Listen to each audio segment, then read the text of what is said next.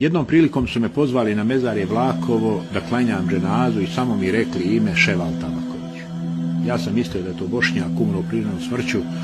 Došao sam gore na mezarje i prišao mi je prijatelj Velid Bajramović koji piše pjesme o ratnim zločinima i kaže: Harun Efendija, treba mi imam koji klanja dženazu Ševalu Tabakoviću. Rekao, slučajno sam to ja. On mi je poklonio jednu knjižicu. Kad sam ja otvorio tu knjižicu, piše ovako, slušajte pažljivo. 1942. godina. Višegradska Ćuprija.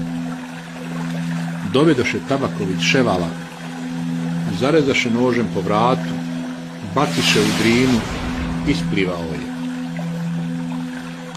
1992. Višegradska Ćuprija. Dovedoše Tabaković Ševala, zarezaše nožem po vratu, baciše u Drinu vezano konopcima. Nije isplivao. Ova poema na najjednostavniji način oslikava našu sudbinu na ovom prostoru. Ševal Tabaković 1942. godine je bio mladić, imao je 25 godina, mladu ženu i dvoje male djece. Prvo su mu silovali ženu pa ubili, djecu mu ubili, a njega sa stotinama Bošnjaka doveli na Ćupriju Mehmepaše Sokolovića, zvjerski iscrtavali krstove po grudima i rukama, klali i bacali u Drinu.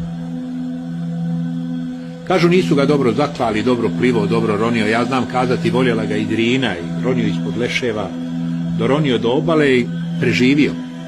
Našli ga sašli u ranu i ostao živ. Vratio se 1945. u Višegrad ponovo, formirao porodicu, imao svoju krojačku radnju, gledao koljače svaki dan kako prolaze pored te radnje, ali ćutao, nije smio pričati.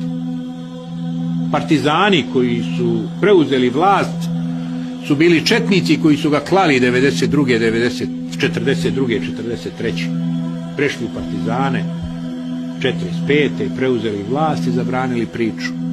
Da bi ga kao starca od 75 godina, ravno 50 godina nakon prvog klanja, pod ruke doveli jer je bio bolestan, nije mogao da hoda, vezali mu i ruke, noge jer su znali da je prvi put isplivao, zaklali i bacili u Drinu.